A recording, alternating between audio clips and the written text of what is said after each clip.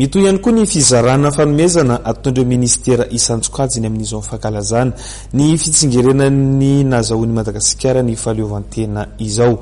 Ireo mpiasa tetsenivany ministerany Arena Kibonitany sy ny Solitany no nanatanteraka izany ny atoandro teo.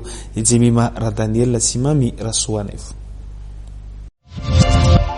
Niarapaly tamin'ny mpiara-miasa taminy tao amin'ny ministerany Arena Kibonitany sy ny Solitany ny ministra Henri Rabarinjaka tamin'ny alalan'ny fizarana nofokena amin'ny tampihavanana izay nahitana vorotsiloza, menaka, vary ary arendrina ho an'ny ankizy no nanamariana izany ny maraina teo ao anatin'izao fankalazana ny fetin'ny fahaleovantena izao. Nanamafy ny mahazava-dehibe ny zanaka sy ny mikasika ny fampianarana ny ministra izay nampitany ny afatry ny filoham-pirenena. Ny zavatra nentin'ny filoha teo dia ny fiatsona ny rehetra fijerena ny hoavin'ny Madagasikara, ny resaka fampitoniana izay efa ny filoha foana hatrany no mitondra azy miantso ho an'ireo mpampianatra izay no tenen'ny filoha fa tsara foana ny fifampiresahana ary napatsahiviny fa ny resaka fampandrosoana dia tsy vita indray andro. Ary kanefa kosa dia adidin'ny tsiraray, adidin'ny mpampianatra indrindrindrindra ny manome an'izay lay efa noekeno atao eo amin'ny fiainana izay dia nitaiza ny zaza malagasy. Ary ninninona fifampiresahana amin'ny ilany izay misahana ny resaka atao hoe droit ny karama sy ny ohatran'izany izay ifampiresahana dia tsy maintsy jerena amin'ny amiana aloha ny ankizy.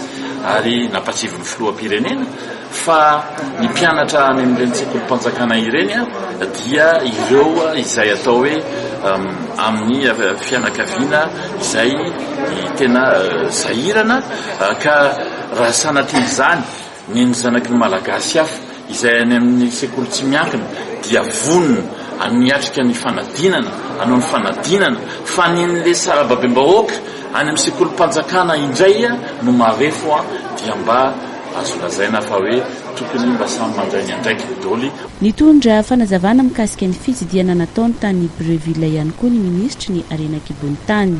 Nanao fitsidiana orinasa moa zany satria misahana ny Arena Kibonitany sy ny solika nametrahany filoham-pirenena fitokisana amin'izany dia misy ny fotoana rehefa avy nandray andraikitra tsy maintsy hijerena n'ireo izay atao hoe orinasa misehatra amin'izany Arena Kibonitany izany ka dia rariny loatra raha ohatra ka ny orinasa malagasy no jerena voalohany dia ny orinasa kromamo izany.